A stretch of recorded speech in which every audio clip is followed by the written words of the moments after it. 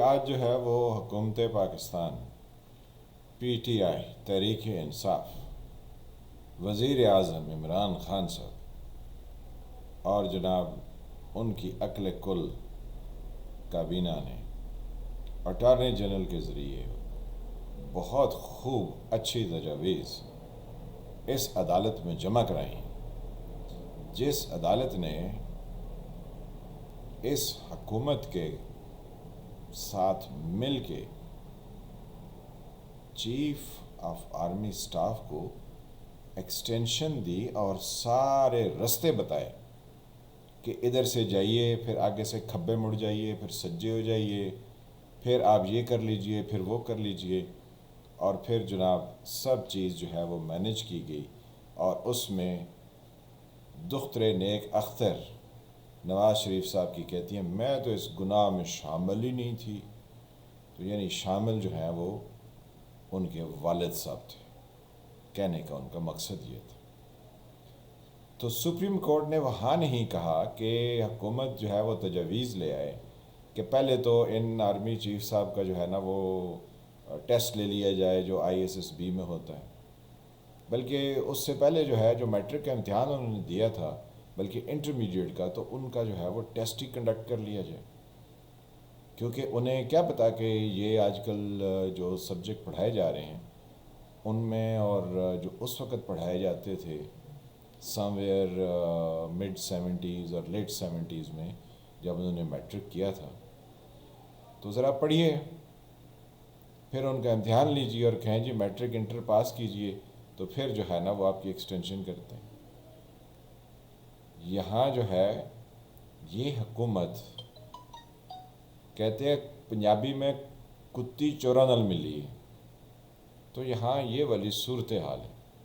کہانی صرف آپ 6,000 یا 16,000 کی نہیں ہے، حکومت نے تو کہا نا کہ 6,000 ملازمین نکلے ہیں، وہ کبھی مانیں گی نہیں کہ یہ 16,000 ہیں، جیسے پاکستان کی آبادی نہیں مانتے ہیں نا کہ کتنے کروڑ ہو گئی ہے، کیونکہ جتنے کروڑ ہوں گے پھر اتنے پیسے جو آپ کے ہیں وہ ان پر ڈیوائیڈ ہوں گے، تو آپ کی جو فی کس آمدنی ہے وہ مزید شرنک ہو کے زمین کے اندر چلی جائے گی، تو اس لیے کہتے ہیں نہیں ہماری آبادی اتنی ہے ہی نہیں۔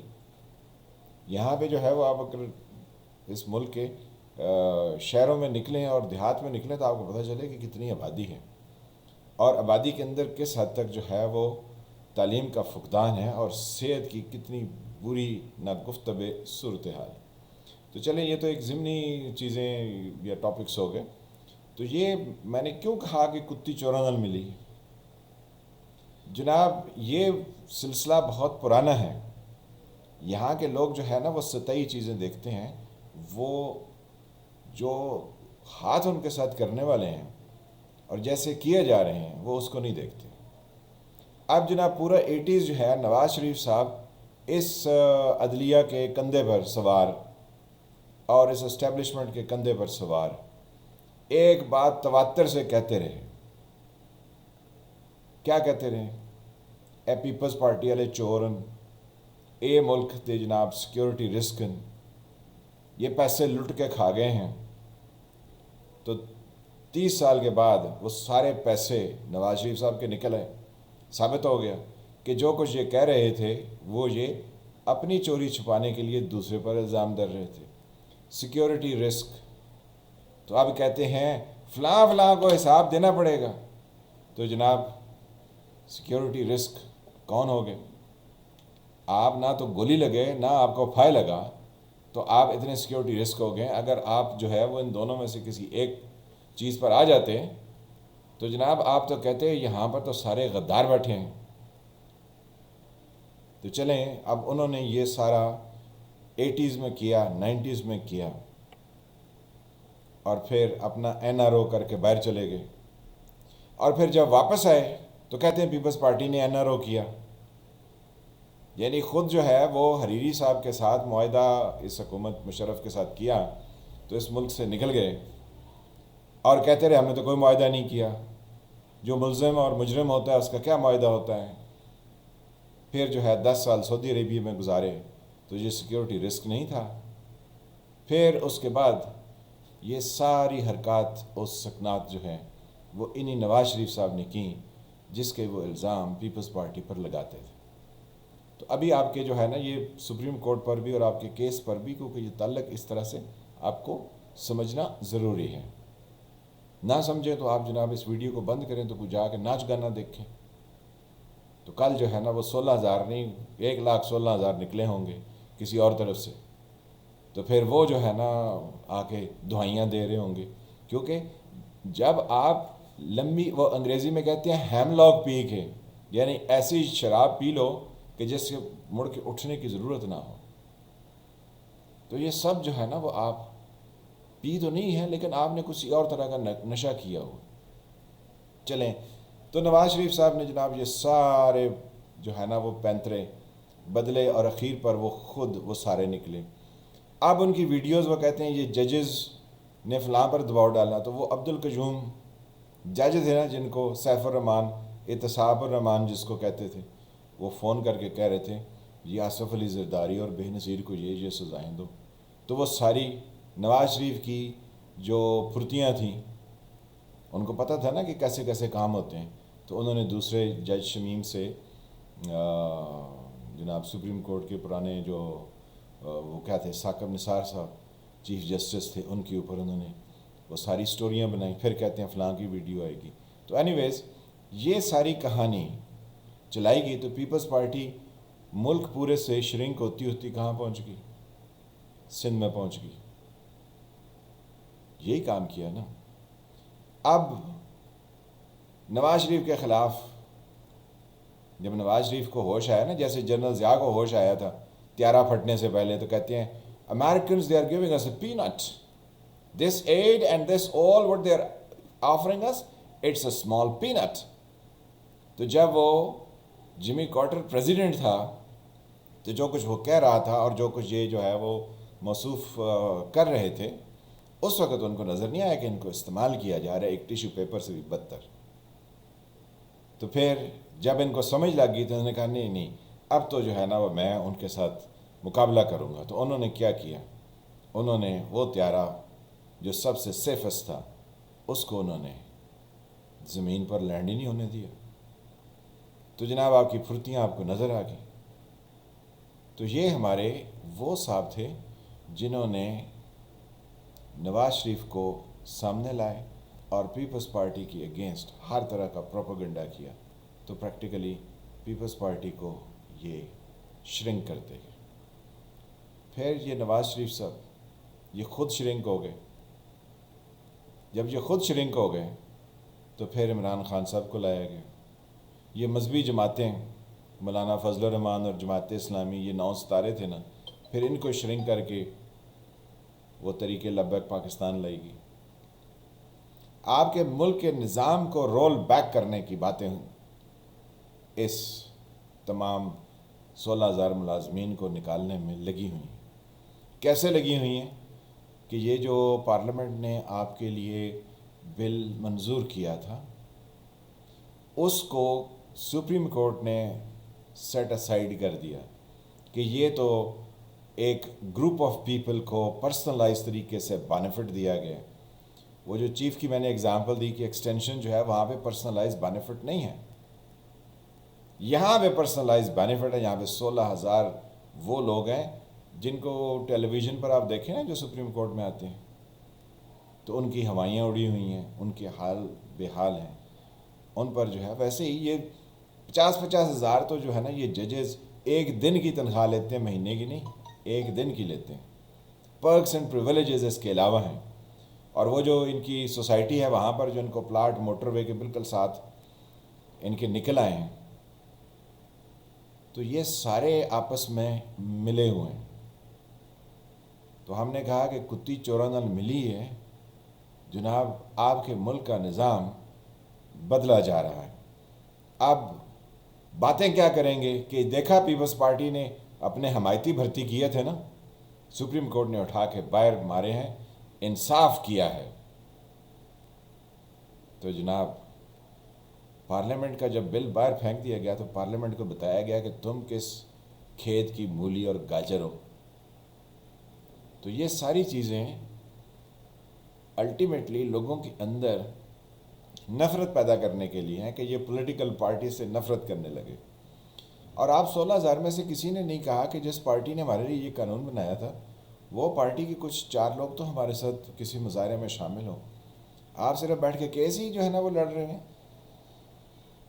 میں نے پہلے بھی اپنے ایک ویلاگ میں کہا کہ آپ جو ہے نا وہ اس سے بہتر ہے کہ آپ کوئی بھیک شیک مانگنے کا کام کر لیں. آپ جس طریقے سے کیس لڑ رہے ہیں, آپ جتنے ملازمین تھے اگر آپ سارے ایک دن اکٹھے ہوتے اور آپ اس سپریم کورٹ کے سامنے کہتے کہ آپ کا فیصلہ غلط ہے, اگر آپ ہمیں نکالتے ہیں تو جس چیف کی ایکسٹینشن کیا اس کو بھی نکالیے.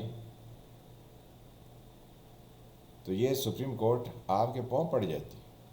لیکن آپ لوگوں کی سمجھ میں نہیں آئے گی کیونکہ آپ جو ہے وہ 2+2 مکھی پہ مکھی مارنے کے لیے, آپ اپنے حقوق کے لیے نہیں. تو جو قومیں اپنے حقوق کے لیے نہیں کھڑی ہو سکتی ہیں ان کے لیے کوئی دوسرا آ کے نہیں کھڑا ہوتا. ہم آپ کو صرف ایک مبلغ, ایک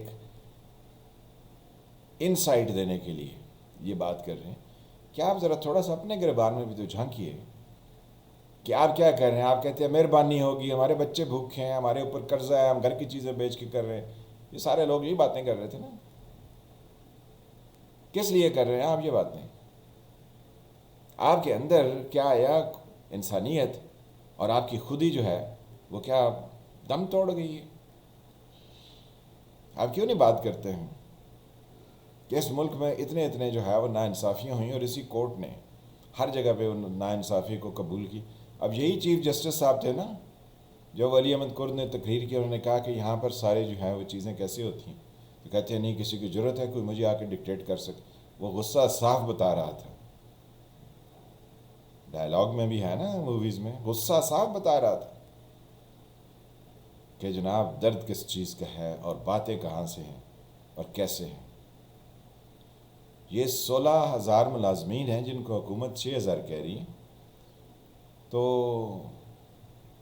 یہ اگر جو ہے کوئی 1-2 بھی ہوں اور وہ بھی اگر اپنا کیس صحیح طریقے سے فائٹ کریں, اور اس میں یہ آپ کیا سمجھتے ہیں حامد خان صاحب آپ کی بات جو ہے وہ اس طریقے سے کریں گے جس طریقے سے آپ کو کرنی چاہیے. آپ کے ہمیں وکیل کی ضرورت نہیں ہے جی.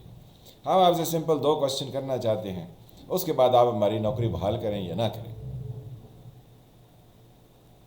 کہ آپ کو اتنی تنخواہ جو ہے وہ کس بات کی دی جاتی ہے. آپ نے ایسے کون سے تیر مارے ہیں؟ اگر آپ کو LLB کے امتحان میں بٹھا دیا جائے تو آپ تو جناب وہ پاس ہی نہیں کر سکتے. یہ وزیر اعظم صاحب جاپان کی سرحدی جرمنی سے, یعنی باتیں دیکھیں, جاپان کدھر, وہ انڈیا سے آگے نکل کے وہ ساؤتھ چائنا سی سے بھی پھر آگے مشرق کی طرف جاپان, اور جرمنی کدھر میڈیٹرینین سے اوپر, اٹلی سے اوپر چل کے یورپ میں. تو ان کی سرحدیں آپس میں ملتی ہیں. اور پھر یہی وزیر اعظم ہیں جو دربار میں جا کے نا, اب کیا کسی دربار کا نام لینا, وہاں پر لمحے پڑ گئے تھے.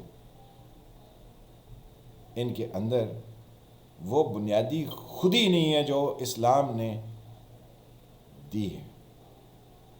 ان کی حکومت نے ایسے ایسے بھونڈے یہ 4 تجاویز دی ہیں. یہ اٹارنی جنرل نے کس لیے دی ہیں؟ اس کے تو والد صاحب جو ہیں ایک بڑے پولیٹیکل ایکٹیوسٹ تھے. اٹارنی جنرل کو بھی استعفیٰ دے دینا چاہیے تھا کہ جی میں یہ ریویو کے مرحلے پر کوئی تجاویز نہیں لے کے جاؤں گا, بھلے حکومت جو مرضی ہے کر لے. کیونکہ ریویو کے کیس میں یہ نئی تجاویز اور نئے پیندرے بدلنے کی جو ہے نا وہ قانون میں اجازت ہی نہیں ہے. اب کل یہ جو بھی فیصلہ سنائیں, آپ لوگوں نے جن کے یہ کیس تھا, آپ نے اس طبقے کو مایوس کیا جو یہ دیکھ رہا تھا کہ شاید ان میں سے کوئی ایک تو ایسا انسان ہوگا جو کوئی رائٹ کوسچن خود جا کے کرے گا.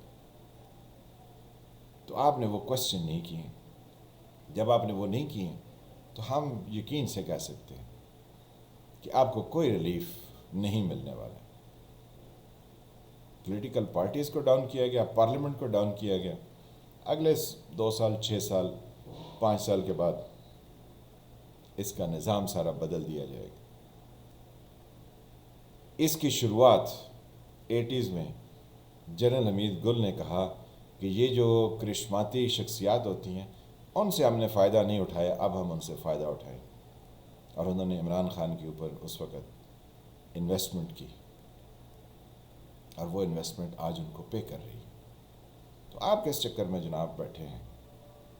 اپنے اپنے گھروں کو جائیے، کوئی ریڈی لگا لیجئے،